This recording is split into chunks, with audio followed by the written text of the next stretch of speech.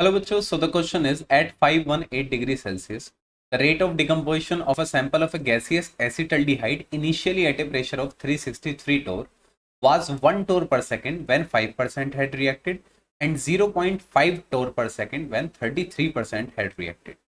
The order of the reaction is okay. तो देखिए अगर बच्चों हमें ऑर्डर ऑफ रिएक्शन नहीं पता है ऐसे केस में तो हम मान लेते हैं लेट order of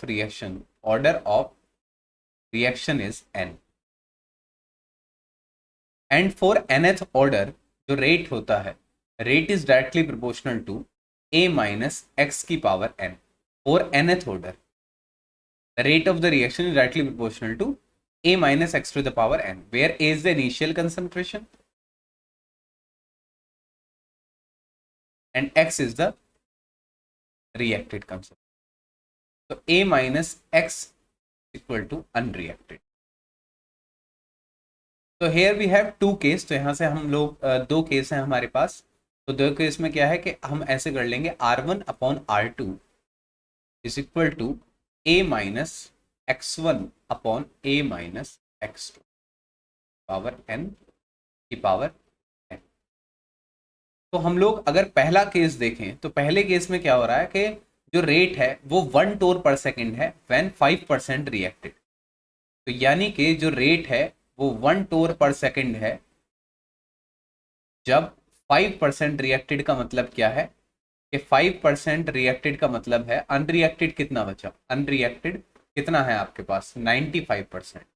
तो लेट द कंसंट्रेशन इज 100 और हम मान लेते हैं 5% रिएक्ट कर गया तो 95 बचा होगा. इसी प्रकार से 0.5 है 0.5 टोर पर सेकेंड है जब 33% रिएक्टेड है यानी कि कितना बचा होगा 67% बचा होगा की पावर n. तो यहाँ से हम लोग क्या कर सकते हैं n की वैल्यू यहाँ से हम इजीली कैलकुलेट कर सकते हैं. ठीक है. तो इसको हम सॉल्व करेंगे तो ये कितनी वैल्यू आ जाएगी हमारे पास 2 और इसको डिवाइड करेंगे आ जाएगा 1.4. ठीक है इज इक्वल टू n. तो ये हम जानते हैं कि 1.41 का जो स्क्वायर होता है वो 2 होता है. 1.41 2 को मैं लिख सकता हूँ 1.41 का स्क्वायर है ना. ठीक है क्योंकि अंडर रूट 2 का स्क्वायर 2 होता है ना और 1.4. तो n की वैल्यू यहाँ से हमारे पास क्या आ जाएगी 2. Hence the order of reaction is 2.